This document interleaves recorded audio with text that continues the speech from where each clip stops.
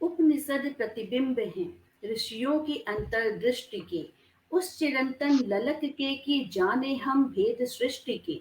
उपनिषद परिणाम हैं ऋषियों के आत्मिक शोध के, उनकी जिज्ञासु संबुद्धि में स्वतः उभरे बोध के। उस परम चैतन्य को पहचानने के प्रयास के ऋषियों की आत्मा में उभरे, उसके दिव्याभास के। वह सृजन करता कौन है जिसकी यह सृष्टि अनूप है, ये अग्नि सविता मरुत सोम भी जिसके विविध स्वरूप हैं। यह सृजन पालन लय सतत किस चक्र का विन्यास है, इस जन्म मृत्यु कुचक्र से अब मुक्ति कैसे पाए हम, कैसे चिरंतन मोक्ष पाकर ब्रह्म में मिल जाए हम। उपनिषद हैं श्रृंखलाएं अंतः प्रेरित उत्तरों की, अनुगूंज ऋषियों के हृदय में दिव्य ध्वनियों की स्वरों की, दिव्य भाषा में रचित यह गहन चिंतन के प्रमाण, अमर आध्यात्मिक धरोहर भारतीय दर्शन के प्राण।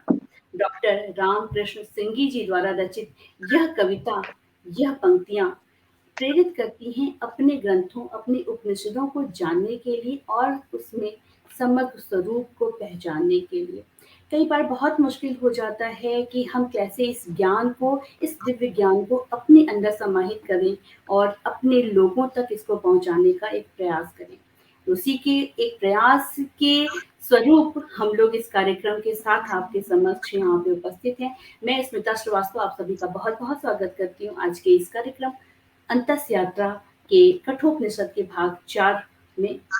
आज एक बार फिर हम लोग इसी विषय पे जो श्रृंखला चल रही है उसके आगे के विषय को उठाएंगे और इस कार्य के लिए हर बार की तरह, यानी कि हर बार सोमवार को यहाँ पे उपस्थित रहती हैं डॉक्टर शैल वर्मा जी, जो संस्कृत वाङ्मय की एक अध्येता हैं। और कुछ दिनों पहले मैं आपको बता दूं उनका जन्मदिन था और मेरी बहुत इच्छा थी कि बहुत सारे लोग उनको विश करें, उनको जन्मदिन की बहुत बहुत बधाइयाँ दें, लेकिन अभी सिर्फ और सिर्फ 2 दिन बीते हैं। तो चलिए हम लोग बहुत ही आदर और सम्मान के साथ उनको पुनः जन्मदिन की बधाइयों के साथ में उनका स्वागत करते हैं। तो यहाँ पे हैं डॉक्टर शैल वर्मा जी। सादर प्रणाम, अंतस प्रणाम और जन्मदिन की पुनः आपको बहुत बहुत शुभकामनाएं, बहुत बहुत बधाइयाँ। पहले तो जन्म दिवस पर पूरे परिवार की ओर से और आप सभी ने इतने स्नेह सिक्त जो शुभकामनाएं दी हैं उसके लिए मैं बहुत बहुत आभार प्रकट करती हूँ और धन्यवाद देती हूँ। और आप लोगों की शुभकामनाओं का ही ये प्रभाव है कि मैं कुछ कर पा रही हूँ। अभी इस अंतस फाउंडेशन की संस्थापिका श्रीमती स्मिता जी ने इतना सुंदर भूमिका प्रस्तुत की है। कठोपनिषद के जो चर्चा चल रही है उसके लिए बहुत ही सुंदर भूमिका प्रस्तुत की है। उसमें कठोपनिषद की बहुत सारी बातें भी आ गई हैं और ये आपका ही सुझाव है कि एक सहज सरल वार्ता के माध्यम से हम लोग जो है एक गंभीर विषय की चर्चा करते हैं, क्योंकि हमारा उद्देश्य है, अंतस फाउंडेशन का उद्देश्य ये अंतस यात्रा। अंतस यात्रा क्या है? आंतरिक यात्रा। जब हम बाह्य विषयों को छोड़ करके अपने अंतर जगत की, अंतर्मन की बातें करते हैं और उसको सही दिशा में ले जाने के लिए हम सब प्रयास करते हैं, तो उसी विषय को लेकर के आज फिर ये चर्चा प्रारंभ हो रही है और आप सभी का इसमें स्वागत है, अभिनंदन है। इसके पूर्व 3 भागों में कठोपनिषद का प्रारंभ करते हुए यम और नचिकेता के संवाद की कथा बताई जा रही है और यम नचिकेता की कथा कठोपनिषद में है। कठोपनिषद कृष्ण यजुर्वेद का ही उपनिषद है और इसमें 2 अध्याय हैं। तो प्रथम अध्याय, प्रत्येक अध्याय में 3-3 बल्ली है। बल्ली माने पाठ, जैसे एक अध्याय खंड में इतने पाठ होंगे, दूसरी तरह 3। तो प्रथम अध्याय की पूर्ति हो चुकी थी, उसमें 3 बल्लियों पर चर्चा हुई थी, जिसके अंतर्गत प्रथम बल्ली में नचिकेता अपने पिता को वृद्ध गायों को दान में देते हुए देखता है कि उसके पिता वाजस्रवस जो है विश्वजीत यज्ञ में अपने आश्रम की बूढ़ी गायों को दान कर रहे हैं, जिसे देखकर वो नचिकेता, जो कि अभी बालक ही है लेकिन वो चूंकि तपस्वियों ऋषियों के संग में रहता है, तो उसका इतनी परिपक्व बुद्धि हो गई है कि वो स्वयं अपने पिताजी से कहता है कि आप इतनी बूढ़ी गाय क्यों दान में दे रहे हैं, इससे तो आनंद, जो आनंद से रहित लोग हैं उसकी प्राप्ति होगी और पुण्य की प्राप्ति नहीं होगी। तो और फिर सोचता है कि पुत्र भी तो पिता का धन होता है, तो बार बार पूछता है कि आप मुझे किसको देंगे, किसको देंगे, और पिता जो है झुंझला कर कह देते हैं मैं तुम्हें मृत्यु को दूंगा। अब बालक सोचता है कि मेरे पिताजी के वचन सत्य होने चाहिए, नहीं तो वो असत्यवादी हो जाएंगे, इसलिए वो स्वयं जो है यमराज के यहाँ चल देता है। और लंबी यात्रा के बाद जो यमराज के यहाँ पहुंचते हैं तो वहां यमराज रहते नहीं है, तो फिर 3 दिन 3 रात वो उनका जो है क्या कहने प्रतीक्षा करते हैं कि वो आ जाएं, और उनके यहाँ जो भी सेवक सेविकाएं परिचारिकाएं हैं, उनकी पत्नी है, वो बहुत ही आग्रह करती हैं कि आप कुछ ग्रहण कर लीजिए, लेकिन वो ब्राह्मण बालक कुछ ग्रहण नहीं करते हैं, कहते हैं यमराज के आने पर ही वो कुछ ग्रहण करेंगे। इतना उसके अंदर धैर्य है। और जब यमराज आते हैं उन्हें पता चलता है तो बहुत ही उनको अंदर से ग्लानि होती है कि उनके दरवाजे पर ब्राह्मण बालक, ब्राह्मण अतिथि 3 दिन से भूखा पड़ा रहा। तो वो उनसे 3 दिन के बदले 3 वरदान मांगने को कहते हैं। प्रथम वरदान में वो अपने पिता के शांत संकल्प और सुमनस होने का वरदान मांगते हैं कि उनके पिता बहुत चिंतित होंगे कि उनका बच्चा कहाँ चला गया और वो चैन से सो भी नहीं पा रहे होंगे। इसलिए वो उनसे कहता है कि मेरे पिताजी शांत संकल्प वाले और सुंदर मन वाले हो जाएं, जब मैं जाऊं तो उन्हें विश्वास हो कि मैं आपके पास से होकर आया हूं, और वे उन्होंने जो भी वचन दिया है मैं वो सत्य वचन है।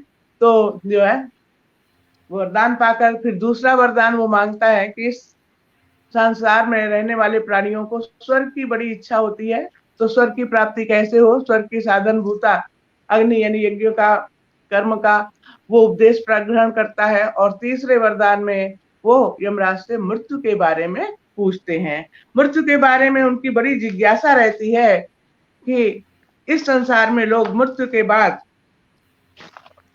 जो है वो कहाँ चले जाते हैं, और इसके प्रति जो संदेह है कि आत्मा रहता है या कहीं चला जाता है, तो इसके बारे में वो पूछना चाहते हैं। और यमराज उन्हें बहुत सारे प्रलोभन देते हैं। यमराज चाहते हैं कि बच्चे को इतना दुरूह विषय न बताना पड़े, और वो कहते हैं कि तुम जितनी चाहे वो आयु मांग लो, जितने सुख साधन पृथ्वी पर है सब कुछ ले लो, सारी पृथ्वी के सम्राट बन जाओ, जब तक चाहो तब तक जियो और सारी संपत्ति सुख भोग लो, 100 वर्षों वाले पोते और पोती भी ले लो। लेकिन वो किसी भी प्रकार मानते नहीं है, कहते हैं ये सब तो स्वभाव अमर्त्य से दंत लोक है, इस संसार में ये तो सब आज है कल नहीं है, ये तो नश्वर है, मुझे तो केवल आत्म तत्व का, आत्म स्वरूप का बोध प्राप्त करना है।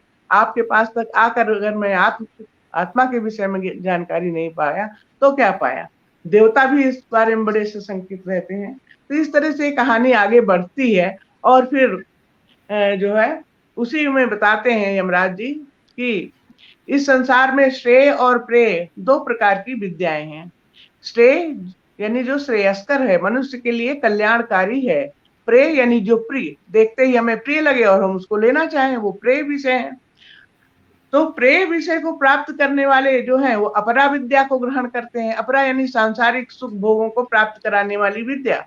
और जो श्रेय मार्गी हैं वो परा विद्या को ग्रहण करते हैं। परा विद्या यानी श्रेष्ठ विद्या, जो सांसारिक विषयों से परे है, उनसे श्रेष्ठ है।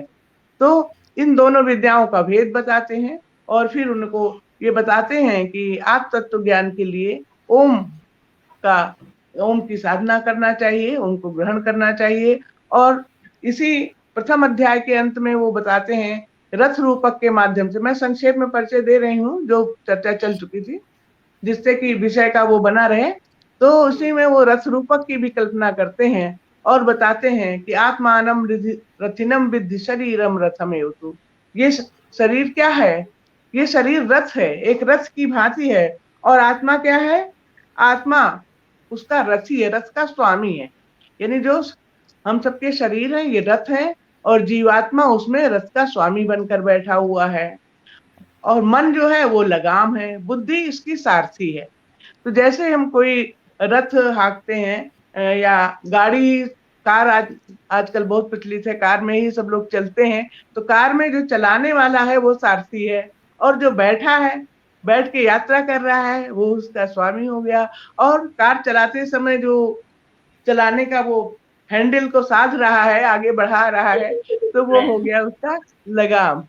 तो और घोड़े क्या है यहाँ पर, हमारी जो पांचों ज्ञानेंद्रियां हैं वो घोड़े हैं, और ये अपने अपने विषयों की ओर भागते रहते हैं।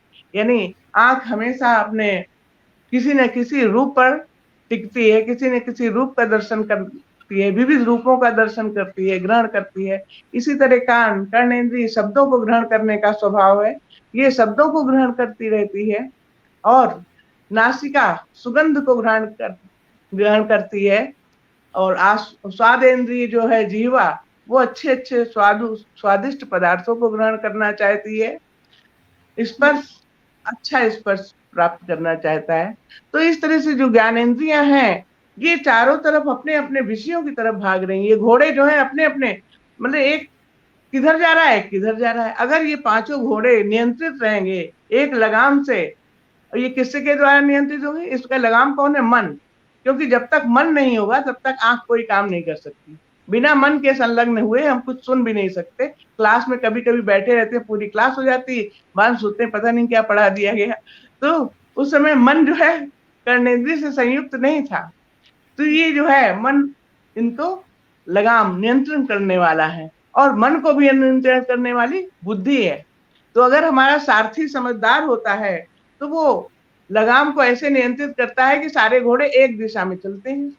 और अगर वो असावधान हो जाए तो बस वही सावधानी हटी दुर्घटना घटी वाली बात है। तो सही सभी बात है। ज्ञानेंद्रियां अपने विषयों की तरफ मोड़ कर ले जाएंगी, और कहीं ना कहीं उसको गिरा देंगी, और वो पूरा रथ जो है नष्ट हो जाएगा। तो रथ का नष्ट। स्वामी जिसमें बैठा है, तो हम्म। इस उदाहरण के माध्यम से उन्होंने समझाने के प्रयास किया है।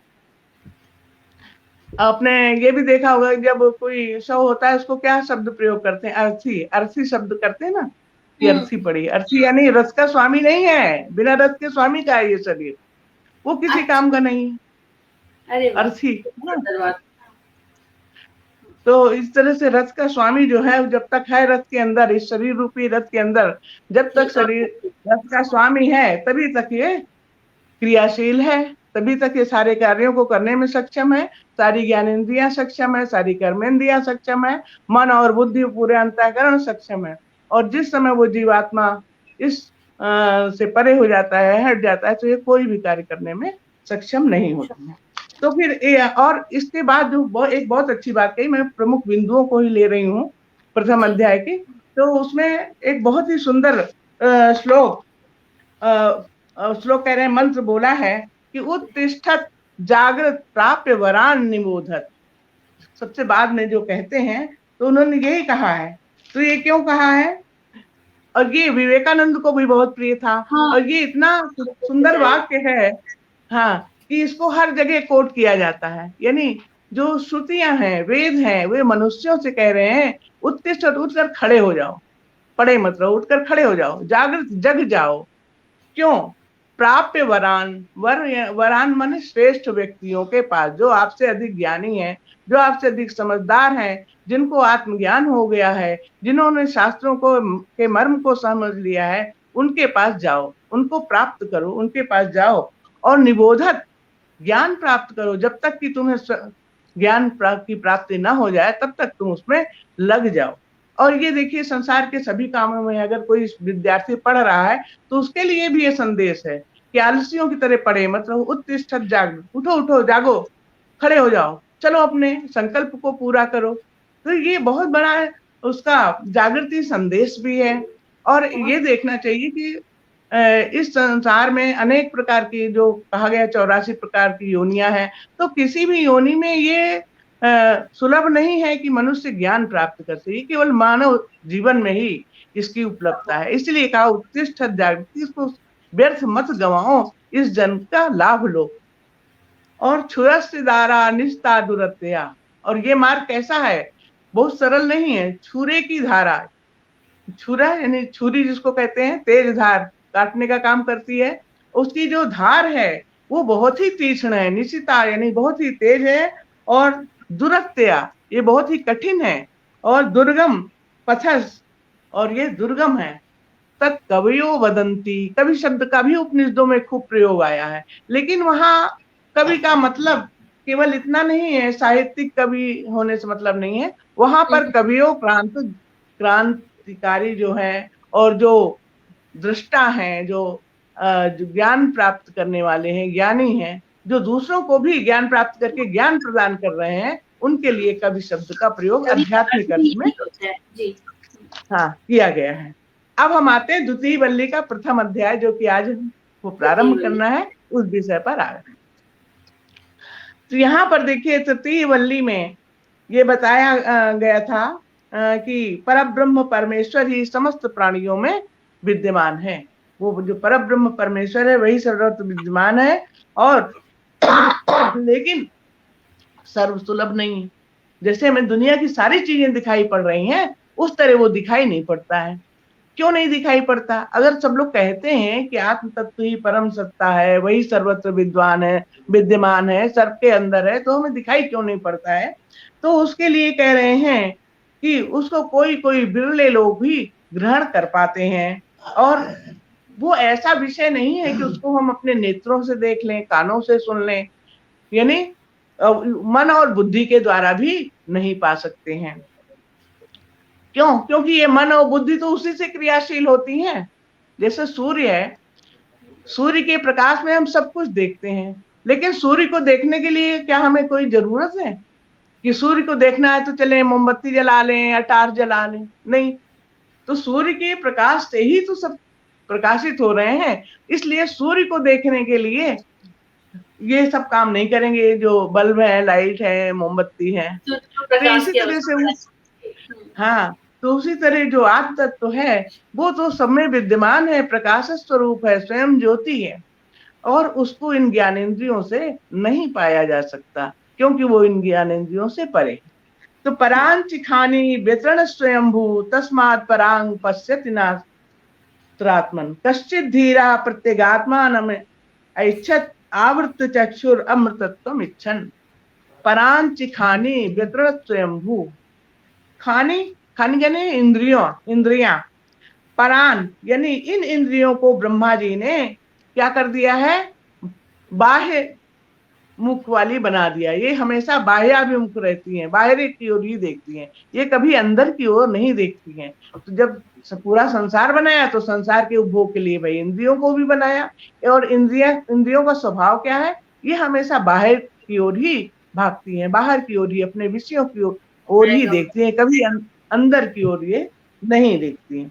तो क्या कह रहे हैं कि जो कोई बहुत ही बुद्धि वाला है, और बहुत ही जिसके अंदर आत्म स्वरूप को जानने की लालसा है, जिसके अंदर अत्यधिक विशुद्ध विषयों को, इन विषयों की असारता को, निस्सारता को जिसने समझ लिया है, या समझना चाहता है कि क्यों बार बार यहाँ पर सब कुछ नष्ट होती हुई दिखाई पड़ रही है, तो इस रहस्य को जानने का जो इच्छुक है, वही जो है इस ज्ञान को प्राप्त कर पाता है। कश्चित धीरा, कोई धीर, धैर्यवान व्यक्ति। धैर्यवान व्यक्ति कौन है? जो इंद्रियों के पीछे पीछे भाग नहीं रहा है, जो इंद्रियों के पीछे नहीं भाग रहा कि अब हमें पिक्चर देखना है, मूवी देखने की इच्छा है तो हम वहीं जाएंगे, इस समय आज हमारा पढ़ने का मन नहीं है, अध्ययन का मन नहीं, काम करने का मन नहीं है, ऐसा नहीं। धीरा, जो धैर्य है, जिसके संकल्प में दृढ़ता है, जिसने ये सोच लिया कि मुझे आत्म तत्व का ज्ञान प्राप्त करना है, तो उससे विचलित नहीं होता है।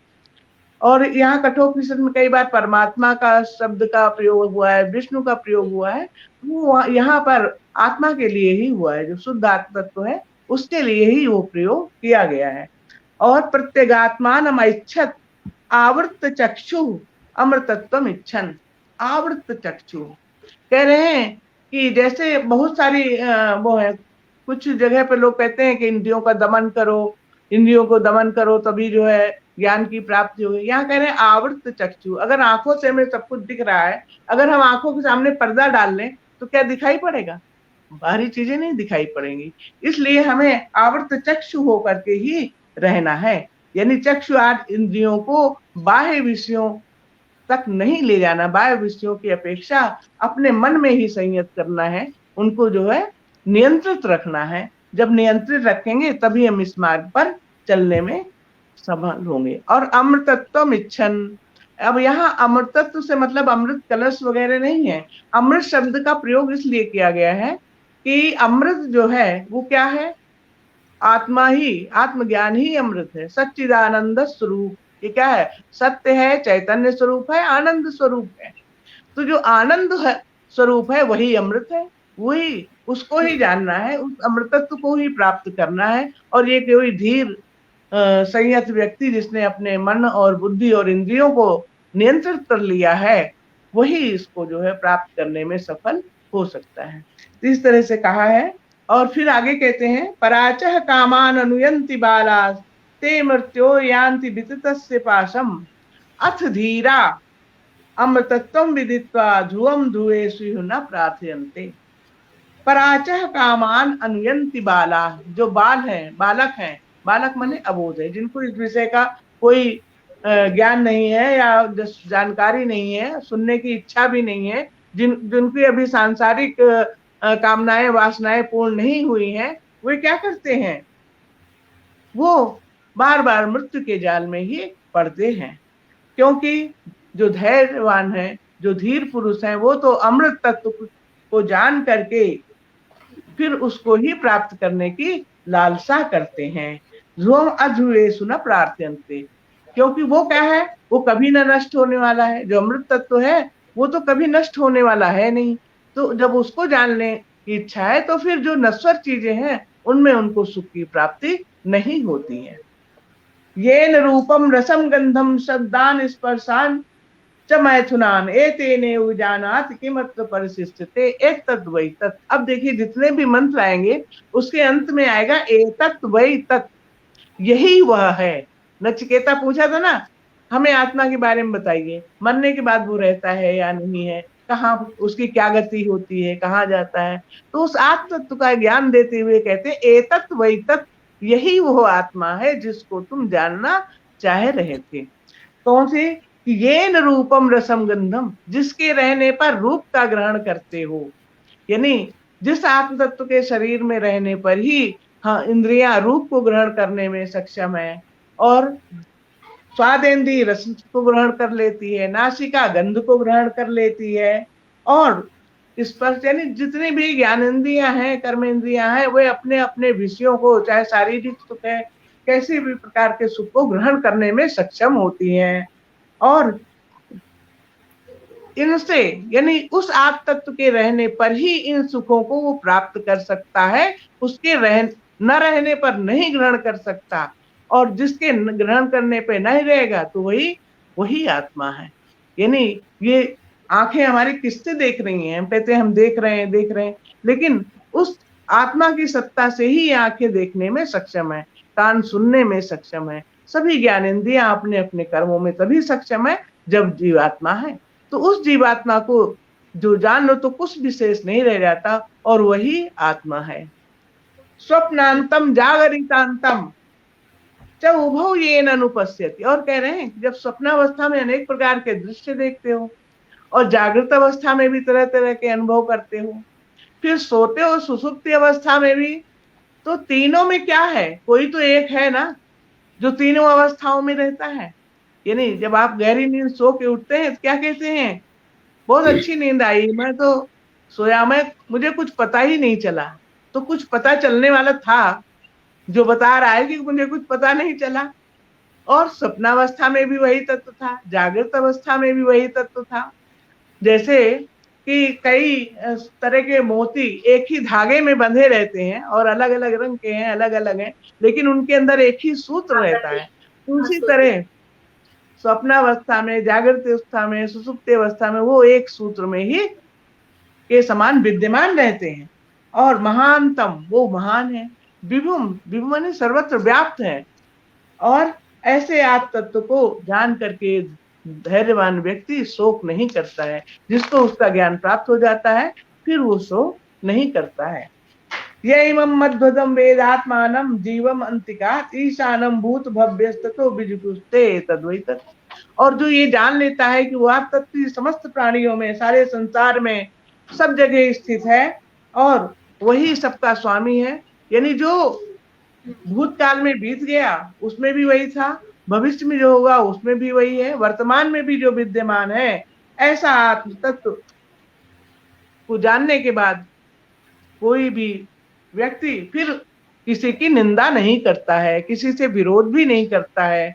क्यों? क्योंकि जब उसने जान लिया कि जो आत्मा मेरे अंदर है वही आत्मा दूसरे के अंदर है, यानी वो आत्मा तो समान रूप से सबके अंदर विद्यमान है, तो फिर उस किसी के साथ वो निंदा नहीं करता, किसी के द्वेष साथ, नहीं रखती। हाँ, सबके साथ समान व्यवहार करता है। और आगे इसी तरह बताते हैं, उनकी विशेषता बतलाते हैं, क्योंकि एक चीज को एक बार में एक ही से ऐसा बताने के बाद जो है वो नहीं होता, स्पष्ट नहीं होता, इसलिए बार बार जो है यमराज किसी न किसी प्रकार से यमराज नचिकेता को यही वो आत्मा है, यही वो आत्मा है, ऐसा कह के बता रहे हैं। यह पूर्वम तपसो जातम अद्भ्या पूर्वम अजायत गुहाम प्रविष्ट तिष्ठतम यो भूतेभिर्व्यसत। और जो सबसे पहले उत्पन्न हुआ, सृष्टि में सबसे पहले जो उत्पन्न हुआ, नहीं जो स्थित ही था, अगर उत्पन्न होता तो क्या होता, उसे मरना होता है ना, न जायते म्रियते वा कदाचित, वो आत्मा तो न उत्पन्न नहीं होता। जब उत्पन्न नहीं होता, क्योंकि जो उत्पन्न होगा उसे मरना भी होगा, वो तो अजय है, हाँ, वो कभी भी मरणशील नहीं है, वो तो उससे परे है जन्म और मृत्यु से। और उससे ही ये सारी सृष्टि उत्पन्न हुई है, यानी सारी सृष्टि उत्पन्न हुई तो जल की उत्पत्ति हुई, और फिर वो हृदय, सबकी जितने भी प्राणी उत्पन्न हुए सबकी हृदय रूपी गुफा में स्थित हो गया, और वो समस्त प्राणियों के द्वारा वो परमात्मा जो है समस्त प्राणियों को प्रकाशित करता है, उसके हृदय में ही रहकर प्रकाशित करता है। तो ये देखिए, जो आत्म तत्व है, इसका उपनिषदों में जो ज्ञान प्राप्त हो रहा है या किया गया है, तो इस बारे में देखिए, जो कैलिफोर्निया यूनिवर्सिटी है, तो वहां पर अनुसंधान शाला है। कैलिफोर्निया यूनिवर्सिटी में अनुसंधान शाला में इस पर बड़ा अध्ययन हुआ, और मतलब लैब में ये किया गया कि जो है आत्मा है या नहीं है, क्योंकि उपनिषदों में बार बार इसका वर्णन है कि शरीर के अंदर आत्म तत्व है, और उसको ज्योति स्वरूप बताया गया, और सब हृदय में स्थित बताया गया। अब ये तो सबके सामने है कि वो तत्व जब निकल जाता है तो शरीर तो वैसे का वैसा अच्छा खासा पड़ा है, लेकिन शरीर बिल्कुल निष्क्रिय हो जाता है, कुछ नहीं करता, तो आखिर कौन सा चीज है। तो अब तो इतने अच्छे अच्छे कैमरों का विकास हो गया है कि जो है सूक्ष्म से सूक्ष्म प्रकाश को देखने के लिए जो कैमरे होते हैं उनको लगाने कर देखने की सोची गई कि आखिर क्या निकलता है इससे। तो फिर जो है वहां पर एक कांच के कमरे में एक ऐसे व्यक्ति को रखा गया जिसको डॉक्टरों ने कह दिया था कि अब बहुत थोड़े ही समय में इसके प्राण निकलने वाले हैं। तो उनको वहां पर रख दिया गया, और उनके सारी श्वसन प्रणाली और जो जो उनके उपकरण लगे थे वो सब लगा दिए गए। ये था कि वहां से कुछ बाहर निकल के जा नहीं सकता, वो देखना ही पड़ेगा। तो उसमें वहां पर उन्होंने कैमरे का लेंस लगाया। जब लेंस लगाया और दिखाई किसी को कुछ नहीं पड़ा, फिर जो है तो देखा, चारों तरफ चेक किया, तो उसकी मृत्यु के बाद बहुत ही महीन सी दरार दिखाई पड़ी कांच में कहीं पर, और कैमरे में देखा तो बहुत ही सूक्ष्म प्रकाश की रेखा दिखाई पड़ी, यानी जो कहते हैं अंगुष्ठ मात्र है, अंगुष्ठ मात्र है, ज्योति स्वरूप है। जैसे आप लोगों ने रामायण और महाभारत के सीरियल्स में देखा होगा कि एक अंगूठे की जैसी ज्योति, हाँ, तो वो ज्योति भी कैसी है, निर्धूम है, उससे कोई धुआं नहीं है।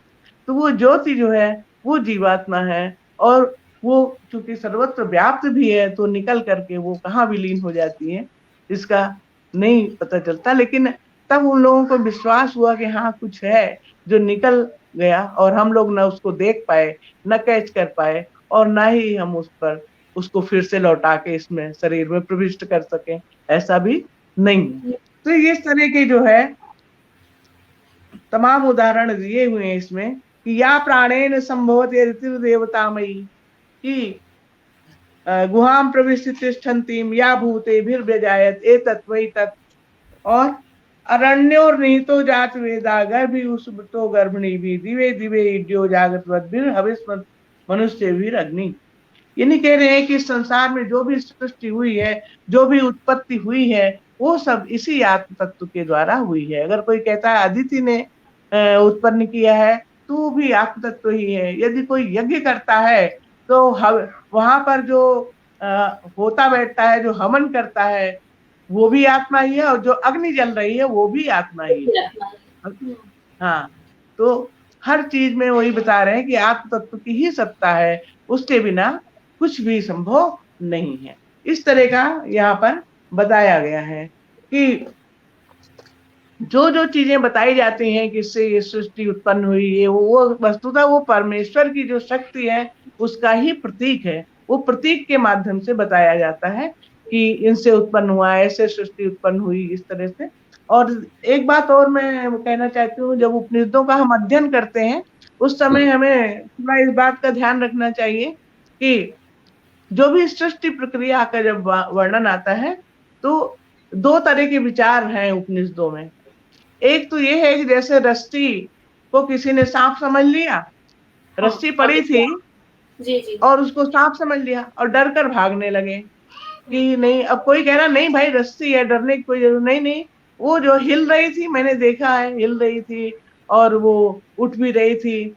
तो अच्छा, फिर कोई लालटेन या टार्च लेकर के आता है और फिर दिखाता है कि देखो ये सांप नहीं है, ये रस्सी है, और उसको हाथ से उठा लेता है कि कहाँ है सांप, कहाँ है।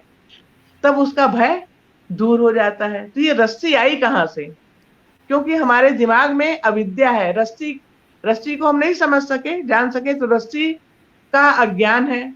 और हमारे दिमाग में जो सांप की कल्पना है, रस्सी के जैसे ही मिलती जुलती कल्पना है, वो उसमें अध्यस्त हो गई। विक्षेप शक्ति के द्वारा उसमें हमने सांप की कल्पना कर ली और डर करके भागने लगे। तो ये क्या है? इसको कहते हैं अध्यास कहते हैं।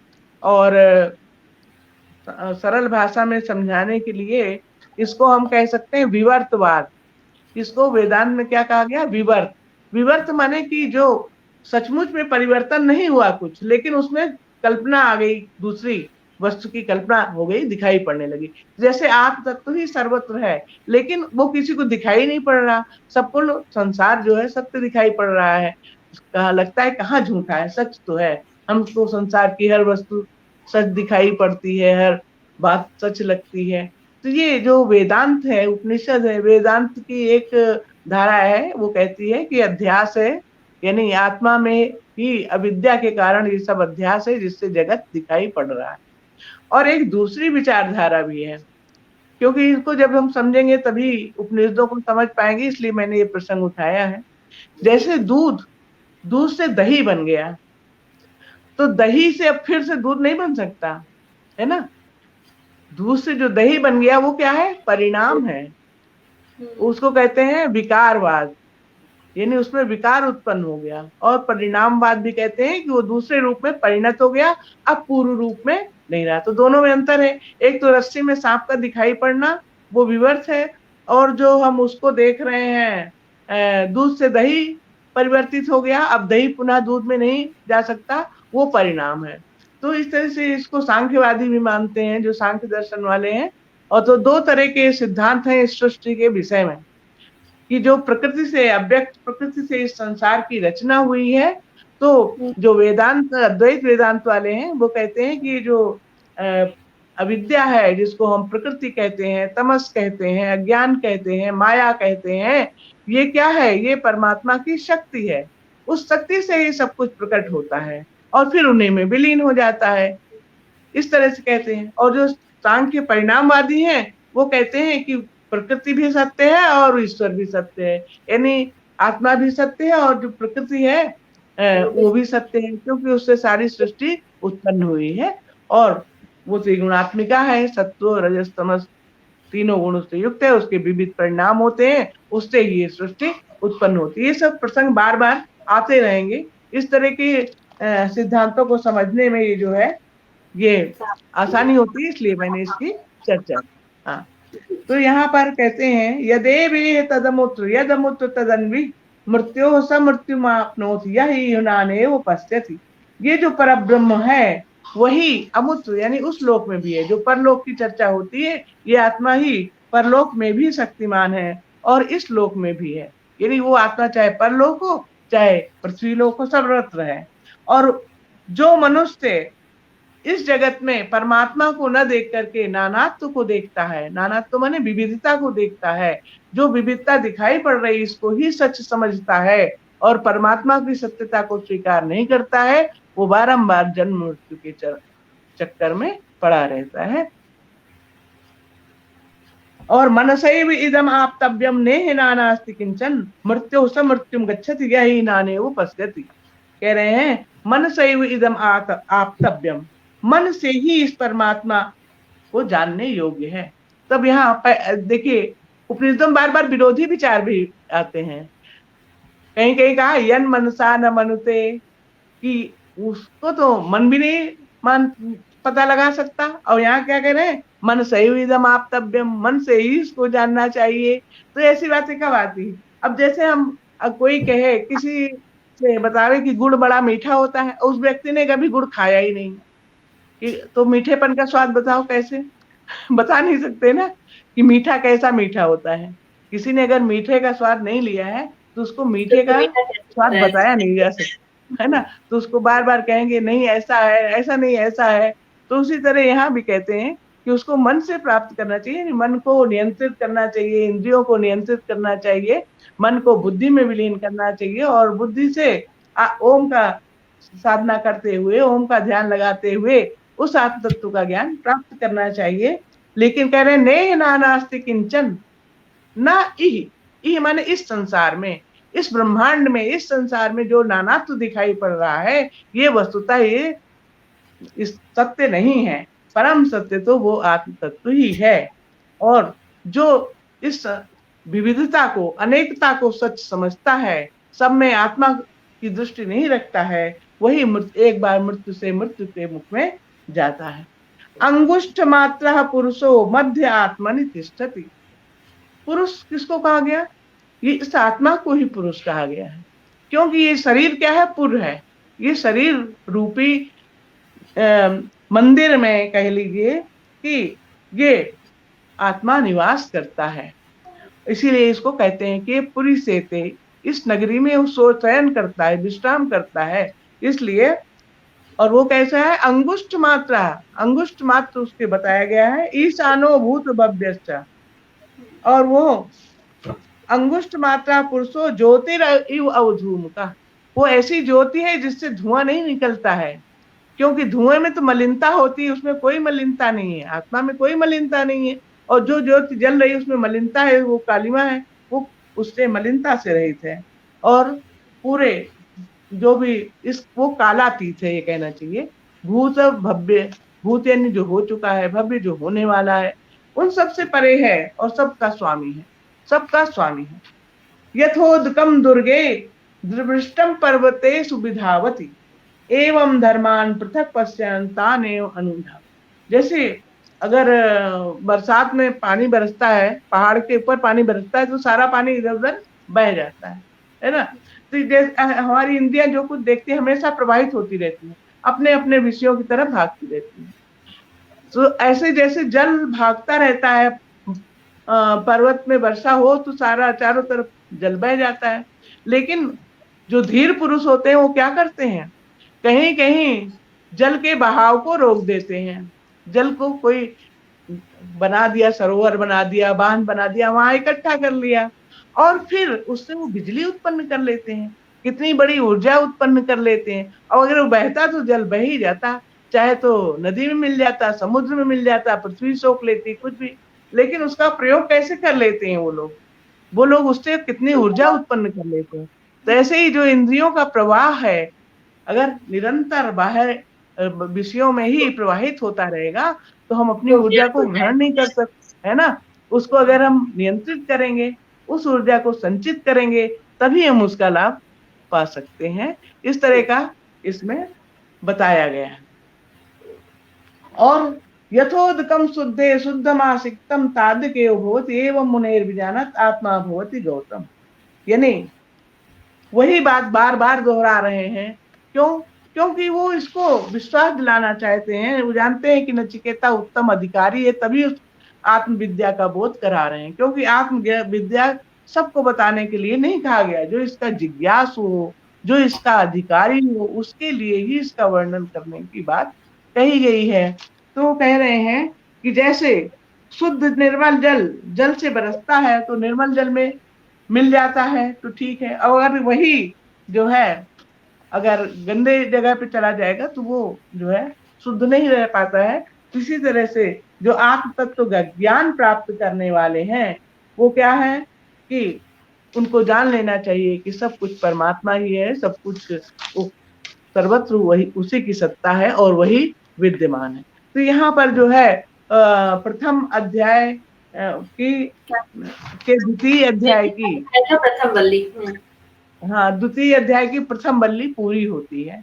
अब इसके आगे भी बताया गया है, चाहे तो उसका चर्चा हम लोग फिर करेंगे, अगले उसमें कर लेंगे। बिल्कुल बिल्कुल। है ना? और आज बहुत ही खूबसूरत जिस तरह से हम लोग चर्चा हर एपिसोड में एक एक भाग को लेकर के चल रहे हैं, यानी कि प्रत्येक वल्ली को हम लोग समझने का प्रयास कर रहे हैं। वल्ली से यहाँ तात्पर्य मैं हालांकि मैम ने पहले भी बताया है आप लोगों को, लेकिन जो लोग नए जुड़े हैं उनके लिए है कि जिस तरह से शाखाएं हैं, टहनियां हैं, उसी तरह से वेद हमारे मूलभूत सिद्धांत, जहां तक अगर मैं कहीं गलत होंगी तो आप मुझे बताइएगा, लेकिन एक रिवीजन के वजह से मैं कह रही हूँ कि वेद हाँ, हमारी बिल्कुल। मूलभूत संरचनाएं हैं। हमारा अगर देखा जाए तो जड़ हमारे वेद हैं, उसके बाद उनसे ही जितनी चीजें निकल करके, यानी कि मुझे जहां तक जानकारी है कठोपनिषद के बारे में, वो यजुर्वेद की कृष्ण पक्ष के कृष्ण सत्य, यजुर्वेद के, हाँ। हाँ जी, वहां से इसको लिया गया है और उसकी जो भी शाखाएं हैं उसको वल्लियों में बांटा गया है। तो इस तरह से हम लोग आज द्वितीय भाग के प्रथम वल्ली के विषय में हमने जाना, और आगे की एक एपिसोड या 2 भाग में हम लोग इसको संपूर्णता हाँ, की पूरा तरफ करेंगे। चले। जी, हाँ, और हाँ, बहुत सारे लोग हमसे यहाँ पे जुड़े रहे आज, और कई बहुत नए नाम भी मुझे दिख रहे हैं। तो मैं उन लोगों के नाम, सबसे पहले तो यहाँ केडी बिंदास जी हैं, वो हमसे यहाँ पे जुड़े हुए हैं, बेहतरीन गीतकार हैं, कवि हैं। वो कह रहे हैं आत्मज्ञान का सुंदर कार्यक्रम है। जी, सादर प्रणाम आपको, बहुत बहुत स्वागत है। और मैं चाहूंगी कि आपका साथ हमें इसी तरह से मिलता रहे, आप सभी का। और भी बहुत सारे दर्शक यहाँ पे मैम हमसे जुड़े रहे, पीके तिवारी समाज सेवी जी जो अमेठी से यहाँ पे जुड़े हुए हैं, आपको सादर प्रणाम कह रहे हैं, शुभकामनाएं और बधाई भी दे रहे हैं आपके जन्मदिन के लिए। आज नहीं, 2 दिन पहले आपका जन्मदिन था, और आज उसके लिए बधाइयां हैं। आरुषि चातक जी हमसे यहाँ पे उपस्थित हैं। बहुत ही कुछ लोग ऐसे मेरे जीवन में आए जिनके ज्ञान के आगे नतमस्तक स्वयं हो जाना पड़ता है। ये लोग कहें कि कुछ लोग सही जगह पे पहुंच जाते हैं, तो मुझे लगता है कि मैं इतनी किस्मत की धनी हूँ कि मेरे जीवन में ऐसे लोग आए हैं। उनमें से एक आरुषि चातक सर हैं, बेहतरीन ज्ञानवान व्यक्ति हैं। नगेंद्र मिश्रा जी हैं, शंदु श्रीवास्तव जी हैं, और आज अपनी व्यस्तता के कारण वो इस कार्यक्रम में नहीं है। अमित शर्मा जी यहाँ पे उपस्थित रहे, हार्दिक अभिनंदन और सुंदर प्रस्तुति कह रहे हैं आपको। राहुल शर्मा जी यहाँ पे उपस्थित रहे हैं, और उनके बहुत सारे कमेंट्स हैं, वो आपका अभिवादन भी कह रहे हैं, शानदार वक्तव्य कह रहे हैं आपकी बातों को, और हर एक बात पे आपके सहमति दर्ज करा रहे हैं वो अपनी। साथ में केडी बिंदास जी हमारे साथ यहाँ पे उपस्थित रहे। इस तरह से लोगों का सानिध्य हमें यहाँ पे प्राप्त हुआ। मैम, इसको कंक्लूड करते हुए मैं बस इतना सा ही कहना चाहूंगी कि इस कार्यक्रम की को जो रखा जा रहा है, यहाँ पे प्रस्तुत किया जा रहा है, उसका उद्देश्य इतना ही है कि हम जितने भी आधुनिक हो जाएं, हम जितना भी नेटफ्लिक्स देख लें, लेकिन अपने जड़ों को छोड़कर नहीं। मैं कभी इसका विरोध नहीं करती हूँ, और मैं खुद भी देखती हूँ, मुझे बहुत अच्छा लगता है मूवीज देखना और घूमना फिरना, हर तरह की चीजें, लेकिन अपने जड़ों को छोड़कर नहीं। इससे अगर हाँ, हम लोग, उसमें हाँ, अगर जमीन से ज्यादा उठेंगे ना तो कहीं गिर जाएंगे। तो जितने भी आसमान को छूना है छूइए, जितना ऊँचा उठना है उठिए, कोई दिक्कत नहीं है, पर ज़मीन को मत छोड़िए। कहीं एक सिरा उसके साथ वो बंद अपनी करके अस्मिता और अपने गौरव है, अपना अपनी पहचान है दुनिया में, और इसी से जी, भारत जो है विश्व गुरु बना है। अच्छा, जी। इस बारे में जब ये चर्चा करते हैं तो एक बात हुँ, और मेरे मन में आ रही, मैं कह दूं कि जी, जैसे कई लोग कहते हैं कि मैं तो आज जीवन भर ये करता रहा लेकिन कुछ प्राप्ति ही नहीं हुई, या जीवन भर भक्ति करते रहे कुछ फल ही नहीं मिला। तो इस बारे में एक मतलब छोटा सा उदाहरण देती हुँ, हूँ कि जैसे मान लीजिए किसी कहीं पानी की बहुत बड़ी टंकी लगी हुई है छत पे, सभी घर में आजकल लगी रहती है, इसीलिए ऐसा उदाहरण दे रही हूँ। तो कभी कोई पक्षी जो है उस टंकी के अंदर किसी तरह जा करके और वो सड़ने लगा। अब जो है सब कह रहे हैं पानी से बड़ी बदबू आ रही, पानी से बड़ी बदबू आ रही। अब ले आए, दवा ले आए, ब्लीचिंग पाउडर आए, वो भी डाल दिया, फिटकिरी निर्मली डाल दिया, तरह तरह की दवाई उसमें डाल रहे हैं। लेकिन कह रहे हैं, फिर वहां पर कोई आता है, जानकार आदमी आता है, कहते हैं टंकी पानी जो है बहुत खराब, उसमें इतनी दवा डाल चुके हैं लेकिन वो तो कुछ खास, वो समझ में ही नहीं आ रहा कि क्यों अच्छा पानी नहीं लग रहा, दुर्गंध क्यों आ रही। तो वो कहते हैं कि अच्छा उसको देखो खोलकर कि उसमें क्या बात है। जब देखते हैं तो उसमें पक्षी पड़ा हुआ सड़ रहा हुँ, है ना। तो कह रहे हैं जब पक्षी को नहीं निकाला तो पानी कहाँ से साफ होगा। जो चीज सड़ी गली उसमें पड़ी है उसको नहीं निकाला, ऊपर डालते जा रहे हैं, डालते जा रहे हैं, तो वो कैसे ठीक होगा। उसी तरह हमारे दिमाग में जो संस्कार पड़े हुए हैं, तमाम हुँ, मनोविकारों के संस्कार पड़े हुए हैं, वो जब दूर नहीं होंगे, मन निर्मल नहीं होगा, तो कहाँ से ये बातें समझ में आएंगी, कहाँ से ज्ञान प्राप्त होगा, कहाँ से हम ज्ञान मार्ग, कर्म मार्ग, भक्ति मार्ग, जो भी मार्ग अपनाएं, उसके लिए अंतःकरण तो निर्मल होना ही चाहिए। जब अंतःकरण निर्मल होगा तभी तो उसमें कुछ चीज असर करेगी, नहीं तो ऐसे लगेगा पता नहीं क्या बता बिल्कुल, रहे हैं बिल्कुल। वो जो, ध्यान है ना। ध्यान से ये संभव है। ध्यान ही हाँ, जो है वो आप में केंद्रित और अंतर्मुखी आपको बनाता है। जिन इंद्रियों की ज़िक्र आपने चर्चा अभी किया कि वो बाह्यगामी होती है, अष्टांग बाहर से योग में यही तो बताया गया था। अष्टांग योग में यही जो 8 प्रक्रियाएं बताई गई, इसीलिए बताई गई कि ओम की साधना करके अपने मन को, इंद्रियों को, सबको नियंत्रित करना है, एक ही जगह धारणा करनी है, तब होगा। और केवल ऐसे बातों से तो नहीं हो बिल्कुल पाएगा। सही बात है। और जो दर्शक हमसे अभी नए-नए जुड़े हैं या पहले से नहीं जानते हैं, तो अगर इस कार्यक्रम को आपने शुरू से नहीं देखा है, इसके सारे भाग को अभी तक आपने नहीं देखा है, तो आप यूट्यूब पे सर्च कर सकते हैं। यूट्यूब पे अ, अंतस फाउंडेशन को आप सर्च करेंगे तो हमारा आपको उसमें चैनल मिल जाएगा। उस चैनल में अलग-अलग प्लेलिस्ट हैं, उस प्लेलिस्ट में आपको अंतस यात्रा आप सर्च करेंगे, तो आपको उसके सारे एपिसोड मिल जाएँगे, जिसमें अष्टांग योग का भी वहाँ पे आपको सारी श्रृंखलाएँ मिल जाएँगी, जितनी भी श्रृंखला अब तक चली हैं। और भी बहुत सारे ऐसे ज्ञान, बहुत जितने भी कार्यक्रम यहाँ होते हैं, वो सब आपको यूट्यूब पे एक साथ एक प्लेलिस्ट में मिल सकते हैं। तो बस यही सारी एक वजह अब है कि आप लोगों में कोई अगर इसमें अपनी प्रतिक्रिया देते हैं, अभिव्यक्ति देते हैं, तो उससे मेरा भी प्रोत्साहन बढ़ता है ना, कि हम जी, सही जी। दिशा में काम हो रहा है, जिससे इसलिए बहुत शास्त्रीय भाषा में नहीं वर्णन होता है इसका, बोलचाल की भाषा में, जिससे सर्व सुलभ हो, इसको आदमी जाने तो समझे तो कि हमारा अ, हमारे हमारे क्या ग्रंथों में विरासत है, लिखा है। हमारे ऋषियों की क्या विरासत है भाई। ये 10,000 12,000 साल पुरानी श्रुतियां हैं जिनको हम आज भी सब अध्ययन कर रहे हैं, और इस पर जो है कितने साइंस लैब में प्रैक्टिकल जांचा जा रहा है कि क्या हो रहा है। और कहीं कहीं तो देखिए पहले बहुत ज्यादा ये सब चीजें थी, अब तो बहुत चीजें गायब हो गई। जैसे कहते हैं ना, कैलेंडर में देखा हो, भगवान के चारों तरफ आभा मंडल रहता है, एक आभा, जिसको ओरा हाँ, कहते हैं। गोरा कहते हैं कहते कि हैं। प्रत्येक व्यक्ति का एक ओरा होता है। तो एक जी, जी। प्रवचन मैं सुन रही थी भूपेंद्र भाई का, तो उसमें वो बता रहे थे कि मलेशिया में तो मतलब कोई ऐसा है, विज्ञान है कि वो लोग प्रत्येक व्यक्ति का ओरा देखते हैं, और ओरा बिल्कुल, से हाँ, जान लेते मैंने हैं भी कि वो पढ़ा है। व्यक्ति के कभी बीमार होने वाला है, तो उसको बता देते हैं कि तुम्हारे ऊपर ये बीमारी आने वाली है। मतलब जो भी बीमारी है या मृत्यु है या जो भी कुछ अनिष्टकारी घटनाएं हैं, पहले ओरा को प्रभावित करती हैं, और जब ओरा से वो जान लेते हैं तो उसका जो है उपाय बतलाते हैं। और अगर वो नहीं बतलाते तो उनके यहाँ ये ठीक नहीं माना जाता है केयर किसी को देख के ओरा से जाने की क्या है। तो मतलब ओरा का भी विज्ञान ऐसा विकसित था और शायद तो लुप्त हुआ ऐसे और भी फिर समझा विकसित जा हुआ सकता है। है, कोरा को ऐसे हाँ, भी समझा जा सकता है कि कभी-कभी होता है कि किसी अनजान व्यक्ति से जब आप मिलते हैं, तो एक स्वतः खिंचाव उत्पन्न होता है। किसी के साथ आप हाँ, बहुत अट्रैक्ट होते हैं और किसी-किसी के साथ आपको देख के ही लगता है कि नहीं-नहीं इनसे तो नहीं बात करनी है। तो ये सारी चीज़ें हाँ। भी उसकी ऑरा को मैच करने वाले जो लोग आते हैं तो ये रोज इस कहीं तरह की बातें अनुभव में आती हैं, हाँ, हाँ, बिल्कुल। आते-जाते कहीं भी। हुँ। तो ऐसी बहुत हाँ, सारी बातें हैं जो हो चुकी हैं, जो होने वाली हैं, तो इन सब बातों के लिए आवश्यक है कि आप हमसे जुड़कर रहें और अपनी प्रतिक्रियाओं के साथ-साथ, अपने प्रश्नों के साथ-साथ अपने विचार और अपने सुझाव भी हमसे आप साझा करते रहें और माध्यम मैं हूँ, हमारा पेज है, यहाँ कमेंट बॉक्स है, मेरा नंबर है, व्हाट्सएप नंबर है। टाइम पास करने के लिए कृपया कोई भी मैसेज ना करें, कोई भी फ़ोन ना करें क्योंकि आजकल इसकी संख्या थोड़ी बढ़ गई है जिससे मैं थोड़ा-थोड़ा सा परेशान चल रही हूँ।